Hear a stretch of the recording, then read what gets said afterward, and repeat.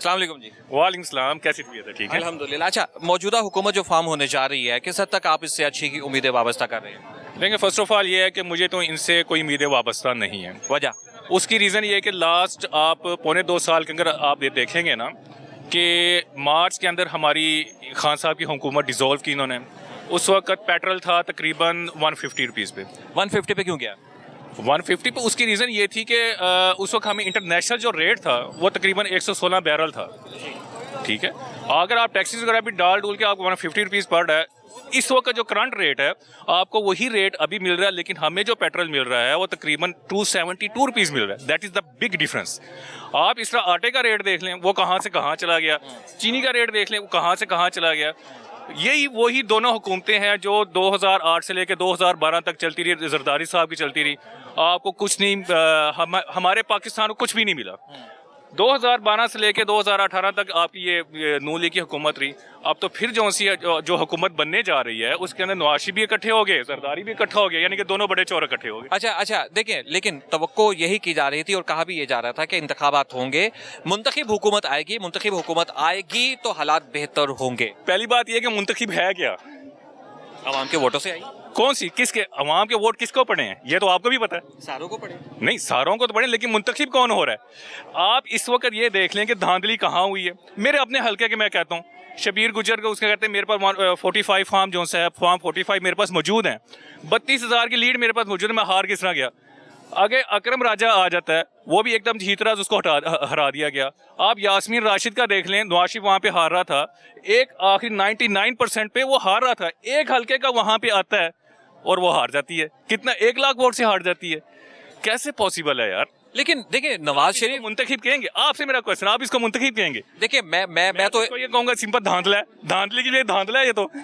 अच्छा, 2018 में भी तो यही हुआ था, इंतखाबात जो हुए, नताइज लेट होने के बाद सुबह को नताइज कुछ और थे। बड़े बड़े जो एंकर्स हैं ना, इस वक्त वो ये कह रहे हैं कि अगर आप 2018 के भी इलेक्शन खोलेंगे, फॉर्म 45 पे जाएंगे ना, वो क्या नाम, नून लीग की और जो सी पीपी की जो सी सीटें उनके पास मौजूद थी वो भी कम हो जाएंगी। आपको ये लगता है कि जो 2018 में धांधली हुई वो नून लीग और पीपल्स पार्टी को जिताने के लिए हुई थी?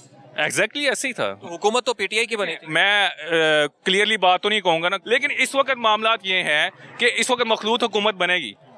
आप किसी भी, चाहे नून लीग हो, चाहे पीटीआई, चाहे पीपी हो, आप किसी को सिंगल मेजोरिटी पे नहीं लेके ऊपर आएंगे।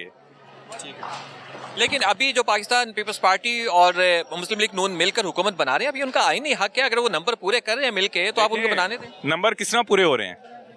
बात ये है ना कि वही मंडी चल रही है ना, जिसमें मैं इधर खड़ा हूँ, बिरयानी की प्लेटें लग रही है, या फिर आप बकर मंडी में चले वहाँ पे रेट लग रहे हैं, इधर तो रेट ही लग रहे हैं। आजाद उम्मीदवार भी तो उनके साथ मिल रहे हैं, जो जीतने से पहले हलफ दे रहे थे, आप वो उनके साथ खड़े हो रहे हैं। आजाद उम्मीदवार वही मिल रहे हैं जो नून लीग से नाराज हुए थे, वही उनकी तरफ जा रहे हैं, या कौन से क्या नाम है पीटीआई के टूट के उधर से जा रहे हैं। ठीक है, ये तो आपको भी पता है इस चीज़ का। ठीक है। तो अब इस वक्त पाकिस्तान तहरीक इंसाफ जो है वो हुकूमत उस वक्त बना सकती है हुकूमत कि जब वो किसी के साथ मिले, उसको भी तो किसी के साथ मिलना जरूरी है ना। जरूरी नहीं है, आप किसने कहा है? अगर इस वक्त बैरिस्टर गौहर आज़ाद उम्मीदवार खड़ा हुआ है ना, वो भी अगर वो एज ए अपोजिशन लीडर खड़ा होता है और आज़ाद उम्मीदवार सारे उसके नीचे आ जाते हैं, फिर कानूनी हैसियत क्या होगी इसकी? कानूनी हैसियत बिल्कुल होगी। एज ए अपोजिशन लीडर देखें, पहले बड़ी क्लियर सी बात है, वो खान साहब का इधर ही है सब कुछ, खान साहब का बाहर कुछ भी नहीं है। तो आपको खान साहब का मुस्तकबिल क्या लग रहा है? खान साहब का जो मुस्तकबिल मुझे नज़र आ रहा है, देखें कल की जो बात है, 12 से 13 उनके ज़मानतें मंजूर हो गई। कैसे हो गई एकदम? वजह? उसकी रीज़न यही है ना कि अवाम का प्रेशर है, अवाम इतनी बाहर निकली है। वैसे तो ओवरऑल जो रिपोर्ट है वो ये 45 से 48% टर्न आउट निकले, लेकिन इस वक्त जो एंकर्स कह रहे हैं वो 45-48% नहीं है, वो 60% है। अगर 45-48% होता तो वही हालात वही होने थे, नून लीग ने ऊपर आ रहे होना था या पीटीआई या पीपी ने ऊपर आ रहे होना था, लेकिन ये 15% का जो सा डिफरेंस आ रहा है वही निकला है जो सा इस वक्त आपकी यूथ बाहर आई है। यूथ बाहर आई है तो इतना टर्न आउट हुआ है और इतने ही जो से वोट पीटीआई के हक में गए हैं। बहुत शुक्रिया मेरा भाई, बहुत शुक्रिया आपका, बहुत शुक्रिया। हुकूमत अभी बनने जा रही है, शहबाज शरीफ साहब मुमकिना तौर पर वजीर आजम होते हुए हमें नजर आ रहे हैं और पाकिस्तान पीपल्स पार्टी नून लीग का साथ दे रही है हुकूमत साजी में। आप मुतमईन हैं? नहीं। क्यों? देखें, ये जो पिछले साल 1.5 साल के अंदर इन्होंने किया, अभी दोबारा फिर आएंगे तो वही कुछ होना है। तो कुछ जो आवाम ने अपना वोट दे के बताया है कि वो क्या चाहते हैं, तो वो तो नहीं हो रहा, उससे अपोजिट ही हो रहा है। अब लेकिन ये है कि मियाँ साहब वापस आ चुके हैं, बड़े मियाँ साहब, और बड़े मियाँ साहब की जो है वो सरपरस्ती में अब ये हुकूमत काम करेगी और उनके पास मईशत की बेहतरी का फार्मूला है। तो आप क्यों इतने नाउम्मीद हैं? देखें, वो खुद तो लग रहा है कि वो खुद आगे नहीं आ रहे, और ये जो बाकी लोग हैं, अब पहले साल 1.5 साल हम देख चुके हैं इनको, तो अभी दोबारा भी आएंगे तो कुछ उम्मीद लग नहीं रही कि कुछ बेहतर होगा, क्योंकि होने को पिछले साल 1.5 साल में भी बहुत कुछ हो सकता था जो कि इनसे नहीं हो सका।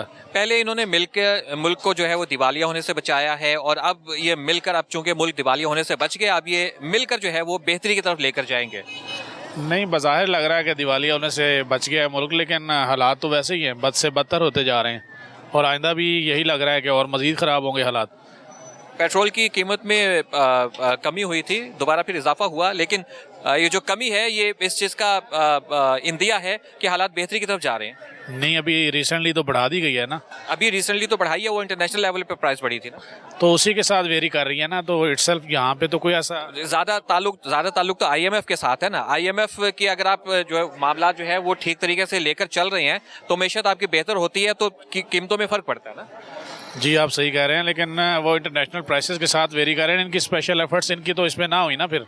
ठीक है। और बाकी भी जितनी चीज़ें हैं वो, जहाँ तक महंगाई चली गई है, एक आम आदमी तो उससे बहुत ज़्यादा तंग है, तो अगर तो ऐसा कोई फार्मूला ये दें जिससे हर एक आम आदमी तक उसका फ़ायदा पहुँचे तो फिर बेहतर है, अदरवाइज़ कुछ इम्कानात लग नहीं रहे, ऐसे कोई उम्मीद अच्छी है नहीं। आप मुतमईन नहीं है? वैसे तो अगर एग्जैक्टली PTI की हुकूमत भी बन जाती है तो फौरी तौर पे तो वो भी नहीं है ऐसा कि फ़ौरन वो कुछ करेंगे और सब कुछ ठीक हो जाएगा, लेकिन अगर वो हुकूमत बन जाती है तो फिर आपको शायद कुछ उम्मीद है। ये तो जो भी बनाता है उसकी पॉलिसियों पे डिपेंड करेगा कि वो किस पॉलिसी के साथ अपना काम स्टार्ट करते हैं। अगर तो वो सही रास्ते पे चलते हैं तो फिर उम्मीद की जा सकती है कि कुछ टाइम के बाद हालात बेहतर हो जाएं। ठीक है जी, बहुत शुक्रिया आपका। क्या हाल है आपके? जी ठीक ठाक, आप सुनाएं। आप ठीक? नताइज आए, मुतमईन है? नहीं जी, मुतमिन नहीं है। जो हुकूमत अब फॉर्म होने जा रही है उससे उम्मीदें वाबस्ता हैं अच्छी? नहीं, कोई उम्मीदें वाबस्ता नहीं है। क्यों, क्या हुआ, इतनी मायूसी क्यों? पिछले 16-18 महीनों की आपने परफॉर्मेंस देखी है इनकी, वही हुकूमत फिर आ रही है।